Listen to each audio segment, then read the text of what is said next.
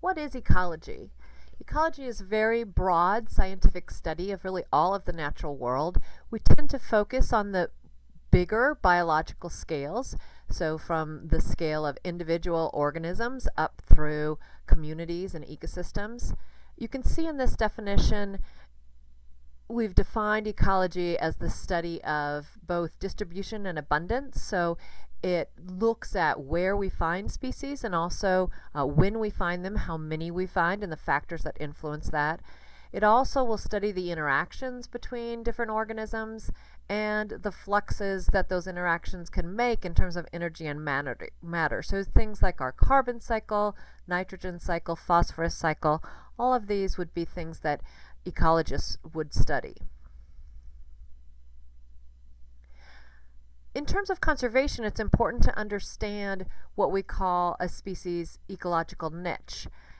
And this is because in order to maintain habitat for species, we're going to have to know what are called its niche requirements. You can see the niche has been defined here as the levels of physical and biological conditions that a species needs to grow, survive, and reproduce. One way you can think about niches is they're the conditions where a species is able to maintain a stable population. So all of those things that are required for, again, growth, survival, and reproduction.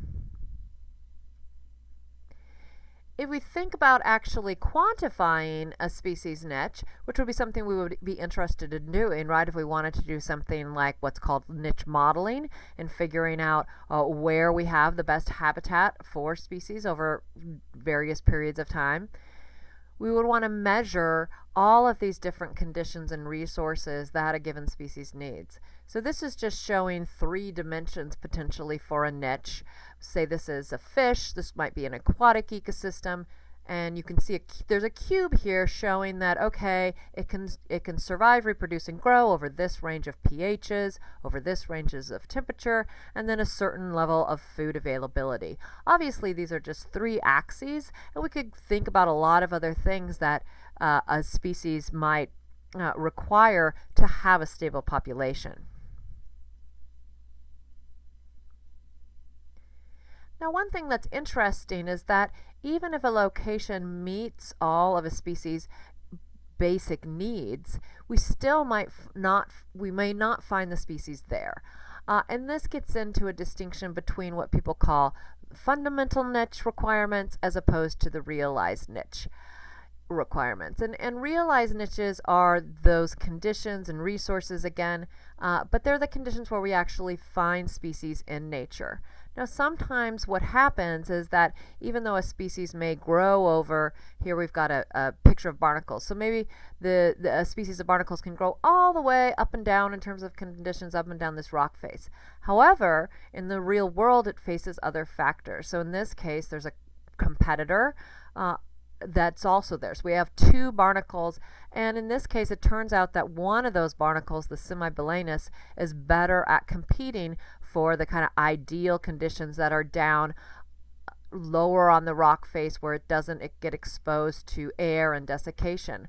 And so it actually outcompetes the Chithamulus from those locations. It kind of drives and undercuts it, and so because of that we only find the one barnacle species further up in these kind of poorer areas where it's exposed to the air more, dries out. Chithamulus, because of this, has certain adaptations to be able to close itself up better. So the point here is just that in order to actually delineate the types of habitat requirements a species has out in the real world, we're going to have to do more than just do the kind of experiments we might do in a lab. We actually need to see how it interacts with other species, because those species might push it into a narrower subset of conditions in the natural world. And this again is called the realized niche, and in this example here, competition has pushed the Chithamulus into this narrower range of conditions. One thing we know and is relevant for conservation is that populations of species aren't going to grow forever. So one little location is not going to be able to support indefinite numbers or infinite numbers of a given species. So how do we actually determine how many individuals a given location can hold? Well, we'll look at different types of population growth curves, but here I just want to cover two really basic curves that are typically covered in an ecology course. The first that's shown with that J-shaped curve is just our exponential growth, where N, which is our population size, just continues to increase at some specific rate. You can see in the formula the little r, that's called the intrinsic rate of increase. So that's just a constant value, and over any period of time the population is increasing at that constant rate. Now obviously species can't grow exponentially forever because you need all of those resources to support population growth, but we do sometimes see a period of time where we have exponential growth. And then we can see a lot of a variety of different types of growth patterns. What's shown here is what's called another of the things that's shown here is the logistic growth curve. That's the one that's kind of S-shaped here, where the population growth, yes, initially it's exponential, but then as you get closer to this value that's designated as K here, which is the carrying capacity, the population growth slows more and more and more until eventually you have a stable population at the carrying capacity. So this is another term that a lot of times is covered in ecology class. We look at these equations, this idea that you have a certain population size that an area can support for an extended period of time. So that's basically the number within a species that, say, one patch of habitat could support indefinitely. So we're going to be interested, when we think about species conservation, in looking at population growth. And one way that you do that is by constructing what are called life table data.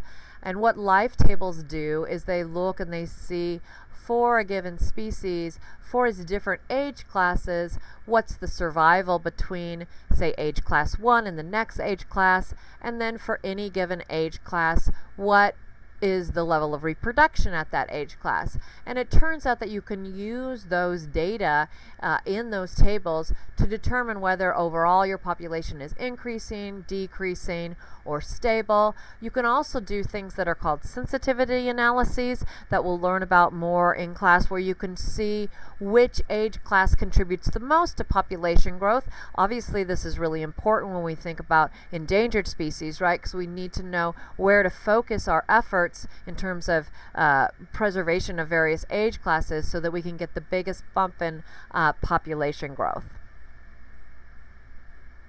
So populations grow either because there are more births, right, or because more individuals are moving into the population, and they decrease because individuals are dying or individuals are moving out of the population. And again, we can get the numbers for all of these things to estimate population growth.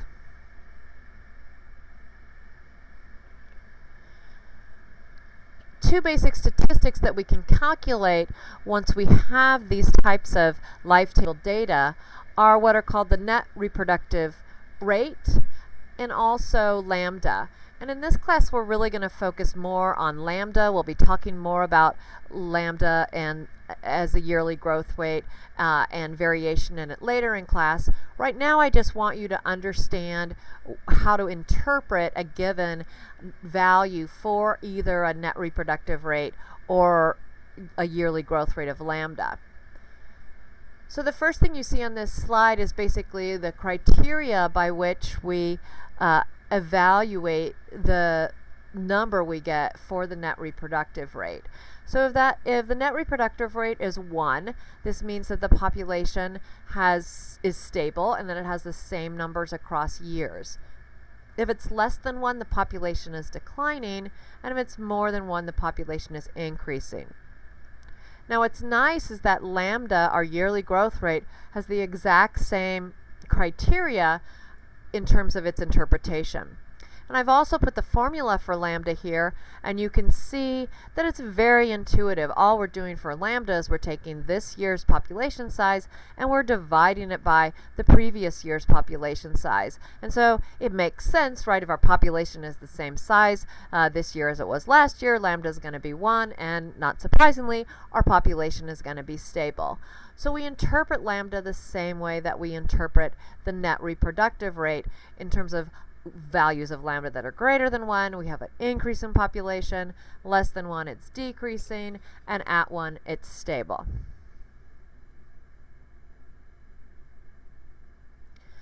So what kind of factors do we look at in ecology when we try to understand the interactions species have with one another?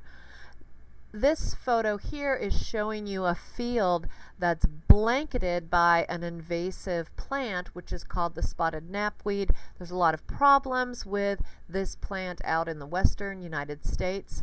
It turns out that if we look at the biology of this invasion, it's quite interesting in that these spotted knapweeds actually produce in their leaves a toxin that's called catechin. And people have been interested in figuring out if this is why they can be such a successful invasion. People have actually talked about this as chemical warfare, right? So this non-native comes in and it's basically secreting all this chemical all over wherever it establishes, and that could potentially kill other native plants. So this would be an example of what we call in ecology interspecific competition. An interspecific competition is just competition that occurs between two different species, where one species will come in and it will cause the other species to have either a decreased birth rate or an increased mortality rate, etc. Or decreased growth would be another example. So in some quantitative way, it's negatively influencing the other species. Now, what's interesting with the spotted knapweed, you can do experiments in a fairly straightforward manner to test whether the catechin actually has a negative effect on native plant species. So here we see the data from such experiments. You can see the orange bars are the ones that had catechin treated, and the blue are the controls. We've got two different native species here, Festuca and Coleria. And what you see is that both for seed germination and for overall biomass, those catechin treatments cause a large decrease in the percentage of seeds that germinate and also the size that those plants become. So here we start to get a hint of how this non-native species is able to come into a location and really outcompete these native species, because it does it through these allele chemicals, and in this case specifically this catechin, which negatively impacts the other species. Obviously, competition is just one way in which species can interact with one another in ecological systems. Another way is through predation. So I want to just talk a little bit about predation, in part because we might define it a little bit differently in ecology than you've seen it elsewhere. And specifically, I want to point out that predation doesn't have to be carnivorous. So we tend to think of predation as, I always use the example of Little Red Riding Hood and the Big Bad Wolf, right? So the wolf is the predator, kills poor Little Red Riding Hood, and she's the prey. So we tend to think of predators as carnivores, but in reality, how we define them in ecology is just a species that eats whole individuals of another species. So for example, I have my little mouse down in this figure, and this would count as a seed predator because it eats whole individuals of whichever plant seed it's eating. So those would be considered its prey. And we define them this way because of how they influence the population. Obviously, you're going to influence things differently if we think about evolution, if whole individuals are eaten as opposed to if something of just like little pieces of your prey are eaten, right? So examples, of course, of predators would be things like wolves, but it also, as I just said, would be things like mice, or even Venus flytraps, right? Since they trap whole flies. So there's an example of a carnivorous species, but in this case, not an animal. We would distinguish predators from parasites, which kind of use other species as habitat, and then also from grazers. So grazers are just kind of nibble on other species, and so we can think about these three different roles in ecological systems, and they influence communities in slightly different ways, so we tend to try to keep them in their own boxes. Sometimes ecosystems are strongly influenced not just by other species in the system, those things like competitors and predators, but also by what are called disturbance regimes. So for disturbances, we're going to define disturbances as abiotic events, so things that aren't due to other living things. They're going to be discrete events in time, and they're going to wreak havoc, if you will. They're going to disrupt the ecosystem and the community. They're going to take some individuals and species out of the community and change resources around so that conditions and resources will be better for other species.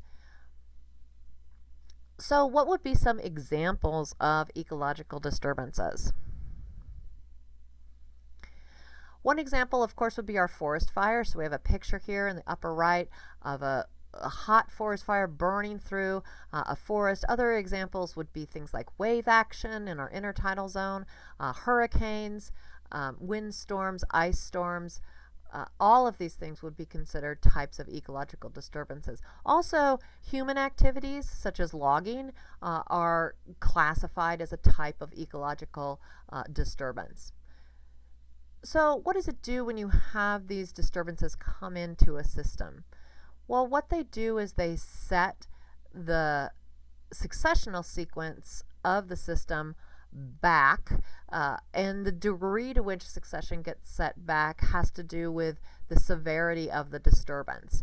So if it's a fairly severe disturbance, it will create sites that are good for what we call early successional species that do well in areas, in the case of the forest, areas that have high nutrients from the burning, but also have high light, etc.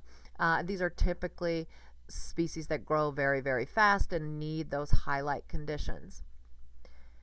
Now, the beauty of disturbances is that they're patchy across the landscape, and so what that can then mean is that if we look at take an aerial view of a given landscape, we're going to have a mosaic of our ecosystem that's at different successional stages.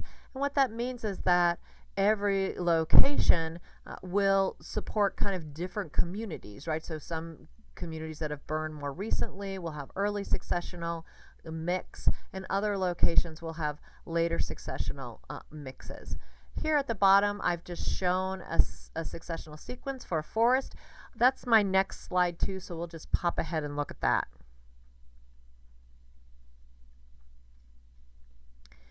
So this is showing how we would predict the changes in plant abundance depending upon how long we were after a disturbance. So say we're talking about a human disturbance, in this case like logging of a forest, and this is showing a northern hardwood forest. So we've got these maple beech forests in the mature state. So you've got a nice big maple beech forest. You go in and you do a huge clear cut.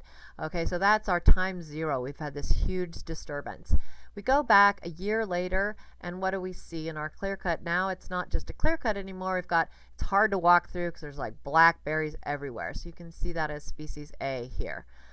If we go back a little bit later, say 10 years, now our blackberries are gone, and we've got a nice forest growing up of pin cherry trees. So pin cherries have dormant seeds that need really high light to get triggered, so they just hang out in the soil, and when you do that clear cut, it provides them with the conditions for them to grow and create a canopy. Now the thing about pin cherries is, though, they need that high light. So they grow and they reproduce and they put a whole new layer of seeds down in the soil, but then they're going to start to die back because they can't grow under their own canopy. So now you see at 25 years or so, our pin cherries are starting to decline, and we're starting to see other species come in, our beeches, our sugar maple, and our yellow birch. And if we go back hundreds of years later, maybe our kids go back, they go to this place that was cut. Now it no longer is cherries, it's no longer blackberries. Now we're back to having that nice sugar maple beech forest. So this is called a successional sequence. The early species are the early successional species, and the late are the late successional species. Sometimes you'll also hear that final stage called the climax stage. We don't use that term as much anymore in ecology, and that's frequently because it became associated with this idea that climax stages were very stable and the system could just maintain itself in perpetuity in that stage, and that's not really accepted as an idea. So usually people just say mature or late successional stages. So succession is basically just this change in the species composition that we see over a site as conditions change following a disturbance. And again, we have that early stage right after disturbance, and then assuming no more disturbances come, the species will continue to shift until you get to that mature community.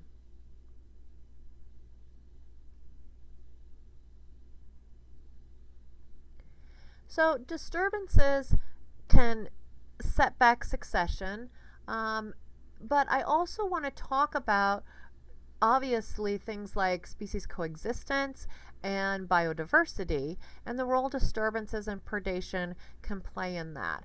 Because one thing as conservationists we're going to be interested in is maintaining our higher biodiversity systems. So this figure is showing two situations. The first situation is when you don't have any disturbances, you don't have predation, and you have an equilibrium condition where species 1 is able to outcompete species 2. So what you see over time is species 1 increases, species 2 can't make it in this situation, and so it will start to decline, and eventually you just have species 1 growing at its carrying capacity. So that's the top figure A here. Now figure B is showing that things like disturbances or predation, we may think of them as negative. They're clearly negative for the individuals that get killed by them, but for the system overall, they can be very positive in that they can promote coexistence between species. So what we see in this bottom figure are these little arrows, and with the exact same math that in the equilibrium condition allows one species to take over, what we see is now when we've got these arrows that show these frequent disturbances, or these could be predation events for both of these species if these are species of prey, what they do is they force those numbers down over this interval, and what we can see is now at this later time point, instead of having only one species in the system, now we have both species. So both ecological disturbances and predation can work in this way that helps maintain coexistence and through that biodiversity. This just shows the same phenomenon, but in a more abstract, in a less abstract way.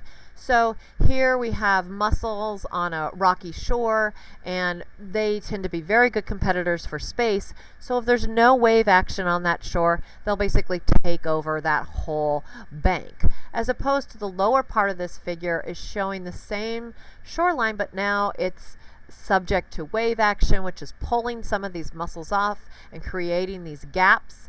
And what you see is these species of seaweeds and other inverts coming into those little gaps and establishing. And what that means is that now you can support a higher diversity community. Now if you look, you can see that still the mussels are really good at taking over space, and even in that lower bar they will eventually take over, but if you have frequent enough disturbances, that allows those seaweeds and those other species to maintain themselves in the system. So disturbances become important to understand when we think about conservation, because they can allow higher diversity in the ecosystem. And predation can serve a very similar role, just like we saw in that figure with the equilibrium and non-equilibrium dynamics. The classic example of this is, of course, our sea star example with Robert Payne's experiment, where he went out on the rocky intertidal zone and he took some areas and he removed sea stars, and then he had other areas that served as controls. And what he found was that the areas that had the sea stars maintained much higher biodiversity. And so we have the specific numbers down here. On average, those plots with the sea stars had 15 species in them, as opposed to the plots without the sea stars had only 8. Now, why did this happen? What happens is the sea stars are what's called a keystone predator, and they will keep the barnacles and mussels and other things that tend to take over space very well in the intertidal zone. They will keep those populations in check, and that allows there to be spaces for other types of invertebrates and seaweeds to establish in those communities. So here we have a predator playing an important role in maintaining the diversity of the system.